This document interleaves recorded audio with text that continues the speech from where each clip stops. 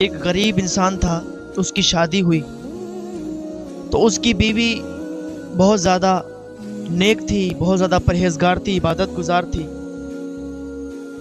اتنی زیادہ نیک تھی، عبادت گزار تھی، پرہیزگار تھی کہ ہر وقت وہ نمازوں میں لگی رہتی، ہر وقت وہ عبادت کرتی رہتی۔ اور یہ جو انسان تھا یہ بھی غریب تھا، لیکن محنت مزدوری کے ساتھ ساتھ نمازیں نہیں چھوڑتا تھا، عبادت بہت کرتا تھا، بہت نیک عمل کرتا تھا۔ تو اللہ تعالیٰ امتحان لیتا ہے، اللہ تعالیٰ آزمائشیں ڈال دیتا ہے، لیکن جو صبر کر جاتا ہے، جو آزمائشوں پر کھرا اتر جاتا ہے، پھر اللہ تعالیٰ اسے اتنا نوازتا ہے، اتنا نوازتا ہے کہ اس کے خزانوں میں پھر کمی نہیں آتی۔ ایسے ہی یہ انسان تھا، لیکن ایک دن اس کی بیوی نے کہا کہ اے میرے شوہر، ہم کتنے غریب ہیں، بڑے بڑے لوگ اچھے اچھے کھانے کھاتے ہیں، اچھے اچھے پکوان پکواتے ہیں، لیکن کیا ہے، کتنے غریب ہیں ہم۔ ہماری چاہت ہے کہ ہم ایک دن مچھلی کھائیں، ہمارا مچھلی کھانے کا دل بہت کرتا ہے، لیکن پیسے نہ ہونے کی وجہ سے، آپ کی تنخواہ کو دیکھتے ہوئے، آپ کی محنت مزدوری کے پیسوں کو دیکھتے ہوئے میں نے اپنے دل کو مار لیا ہے۔ اب میری چاہت ہی نہیں ہوتی کہ میں مچھلی کھاؤں، لیکن مچھلی کھانے کی تمنا مجھے بہت تھی، لیکن اب میرا دل مر گیا ہے، کیونکہ ہماری اتنی کمائی نہیں ہوتی نا کہ ہم مچھلی کھائیں، ہم گوشت کھائیں، ہم اچھے پکوان کھائیں۔ نہیں، ہم نے اپنے دل کو مار لیا ہے۔ جب اتنا اس کی بیوی نے کہا تو اس کے شوہر نے کہا، اے میری بیوی، اے میری شریک حیات، آپ نے مجھے کبھی بتایا کیوں نہیں کہ آپ مچھلی کھانا چاہتی ہیں؟ کیونکہ میاں بیوی کی یہ محبت بہت اچھی اور بہت نرالی، بہت سچی محبت ہوتی ہے۔ اس کے شوہر نے کہا، میری شریک حیات، آپ نے مجھے بتایا تو ہوتا، میں کچھ بھی کرتا، لیکن تمہارے لیے میں مچھلی ضرور لاتا، آپ نے کبھی مجھے بتایا ہی نہیں۔ اس نے کہا کہ میں آپ کو کیا بتاؤں، اور ایک نیک بیوی کی پہچان بھی یہی ہوتی ہے کہ جیسی شوہر کی آمدنی ہو اسی حساب سے اسے خرچ بھی کرنا چاہیے۔ تو میں نے نہیں بتایا، اب میں کیا بتاؤں آپ کو، کیونکہ آپ کی آمدنی اتنی نہیں ہے نا۔ اس نے کہا، میری شریکیات، آپ نے مجھے بتایا تو ہوتا، میں رات دن ایک کر دیتا، لیکن تمہارے لیے میں مچھلی ضرور لاتا۔ کچھ بھی نہیں، ابھی کچھ دیر نہیں ہوئی ہے، میں تمہارے لیے مچھلی لاؤں گا، میں محنت کروں گا، مزدوری کروں گا، لیکن تمہارے لیے مچھلی لاؤں گا۔ دوسرے دن وہ گھر سے نکل گیا کام کی تلاش میں، لیکن کوئی کام نہیں ملا۔ گزر رہا تھا تو مچھلی کی دکان راستے میں ہی پڑی۔ مچھلی والے سے کہنے لگا، بھائی صاحب، مچھلی کتنے کی دی؟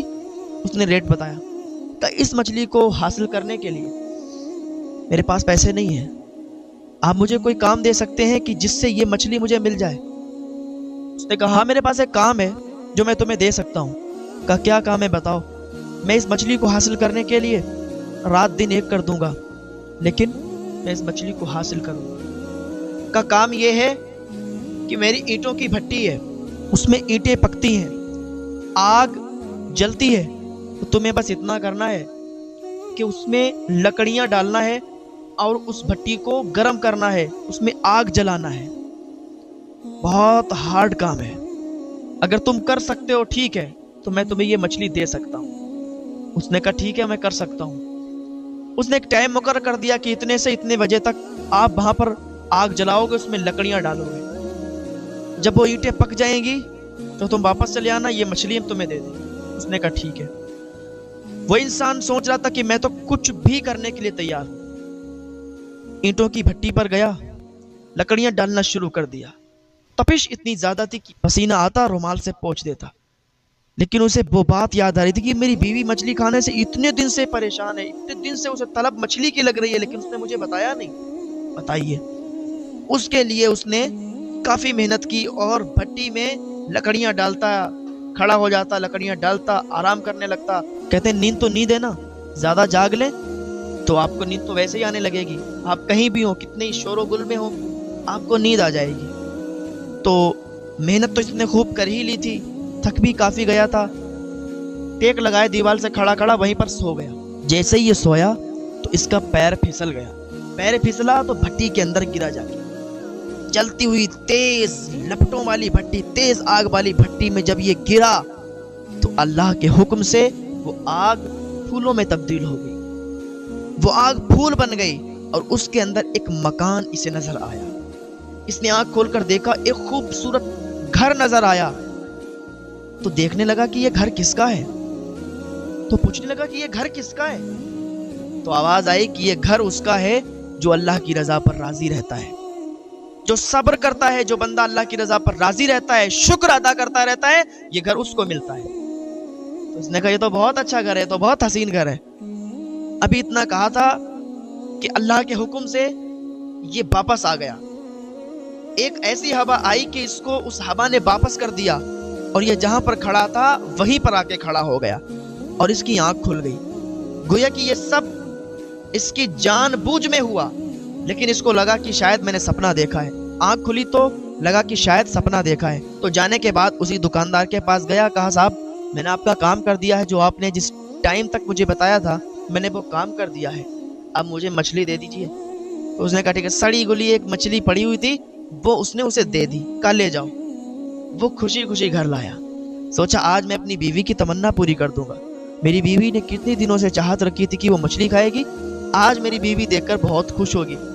وہ تھیلی میں مچھلی لا رہا تھا، گھر پر لایا، بیوی کو دی، تو بیوی بہت خوش ہو گئی کہ میرے شوہر آپ نے کر دکھایا، میری تمنا بہت دن کی تھی مچھلی کھانے کی، لیکن آج میں اتنا خوش ہوں کہ آپ کو کچھ بتا نہیں سکتی، آپ نے میری تمنا پوری کر دی۔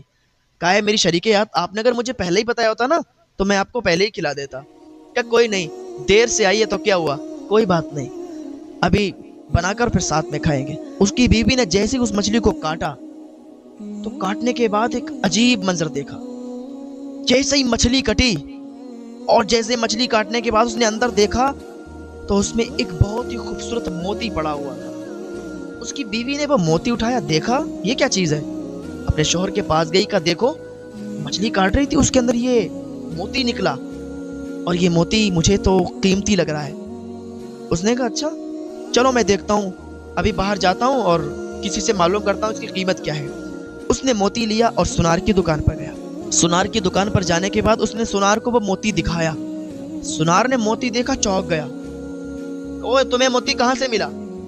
کہ مجھے یہ مت پوچھو، مجھے یہ بتاؤ اس کی قیمت کیا ہے۔ ارے تم قیمت کی بات کرتے ہو، ہزاروں دکانیں سونے کی، سناروں کی ہزاروں دکانیں مل کے بھی یہ موتی کی قیمت ادا نہیں کر سکتی۔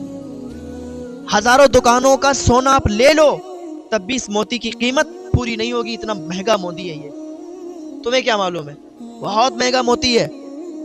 وہ خوش ہو گیا کہ اتنا مہنگا موتی اور مجھے مل گیا۔ اس نے کہا اچھا ادھر لاؤ موتی۔ موتی لیا، کہ کوئی بات نہیں میں اس کو بیچوں گا نہیں ابھی، پہلے اپنی بیوی سے مشورہ کر لوں۔ کہا میرے بھائی یہ تو بتاؤ تمہیں ملا کہاں؟ کہا یہ مت پوچھو، یہ میری وراثت میں مجھے ملا ہے، یہ مت پوچھو یہ موتی کس کا ہے، بیچوں گا تو تمہیں بتا دوں گا۔ کہ بھاگتا دوڑتا بیوی کے پاس آئے، میری شریکہ سنو تو یہ موتی اتنا قیمتی ہے کہ سنار کہتا ہے کہ ہزاروں دکانیں، ہزاروں دکانوں کا سونا مل کر بیچ کر بھی اس کی قیمت ادا نہیں کر سکتا۔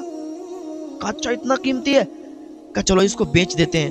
اس کی بیوی نے کہا پاگل ہو گئے، اس کو بیچ دیتے؟ نہیں۔ کہا ارے دیر سے صبر کرنے کے بعد مجھے یہ موتی ملا، اب ہم لوگ مالدار ہو جائیں گے، ہماری ٹکر کا شہر میں کوئی نہیں ہوگا، اور تم کہتی ہو کہ اسے بیچنا نہیں ہے۔ اس کی نیک بیوی تھی، عبادت گزار بیوی تھی۔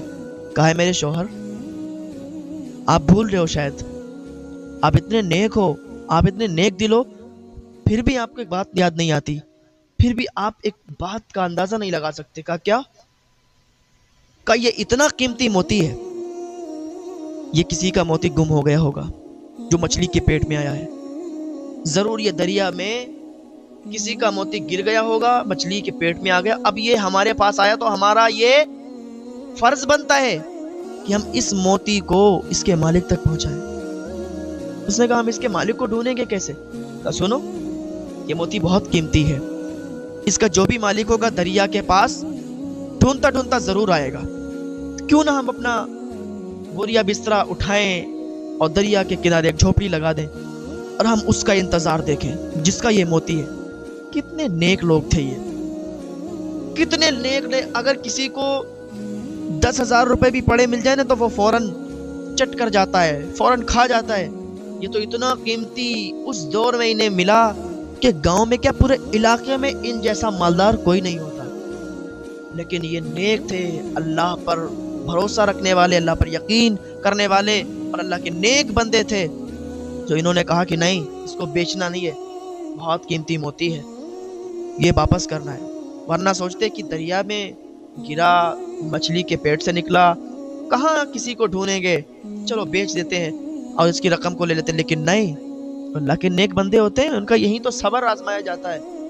صبر کرنے والے بندے تھے، تو صبر کا پھل تو ویسے ہی میٹھا ہوتا ہے۔ دریا کے کنارے بوریا بسترا لگا دیا، جھوپڑی ڈال لی، 10 سال گزار دیے انہوں نے۔ 10 سال انہوں نے اپنے سے زیادہ موتی کی حفاظت کی کہ کبھی اس کا مالک آ گیا تو اس کو اس کا موتی دینا پڑے گا، ورنہ ہم اللہ کے یہاں منہ کیا دکھائیں گے؟ اس کے مالک نے اگر پوچھ دیا کہ مولا ان لوگوں نے یہ میرا موتی لے لیا تھا، ہم ان کو کیا منہ دکھائیں گے؟ اللہ کو کیا منہ دکھائیں گے؟ نہیں، 10 سال گزار دیے۔ 10 سال کے بعد حضرت خضر علیہ السلام آئے، دروازہ ان کا کھٹکھٹایا، اندر آئے تو جیسے ہی اندر آئے کہا سنو، وہ موتی تمہارے پاس ہے؟ جیسے ہی موتی کا نام سنا تو بیوی کھٹ سے بولی ہاں ہاں، وہی موتی نا جو 10 سال پہلے گر گیا تھا آپ کا، وہی موتی ہے میرے پاس، ابھی نکال کے دیتی ہوں۔ حضرت خضر علیہ السلام انسانی صورت میں تھے، انسانی شکل میں تھے۔ کہا کس کا موتی؟ وہ موتی میرا نہیں ہے۔ کہا پھر؟ کہ میں خضر ہوں، میں خضر ہوں اور میں اللہ کے حکم سے آیا ہوں کہ وہ موتی میرا نہیں ہے، وہ موتی کسی اور کا نہیں ہے، بلکہ وہ موتی تیرے شوہر کے باپ کا ہے، اس کی وراثت میں اسے ملا تھا، اس کے باپ کا موتی ہے۔ اور سنو، اس کا باپ بہت مالدار تھا، اس کے پاس یہ موتی بہت قیمتی تھا۔ ایک دن وہ جا رہے تھے تو ان کے پیچھے ڈاکو لگ گئے، ان کے پیچھے چور لگ گئے ان کے موتی کو چرانے کے لیے۔ تو یہ دریا میں جب پہنچے تو ڈاکو چور بھی تھے، تو ڈاکو نے ان کو پکڑ لیا اور موتی چرانا چاہ رہے تھے، تو انہوں نے دریا میں موتی پھینک دیا اور ایک بات کہی تھی کہ یا اللہ، جب میرا بیٹا بڑا ہو جائے نا تو یہ موتی کو سلامتی کے ساتھ میرے بیٹے تک پہنچا دینا، یا اللہ میں اس موتی کو تیرے حوالے کرتا ہوں۔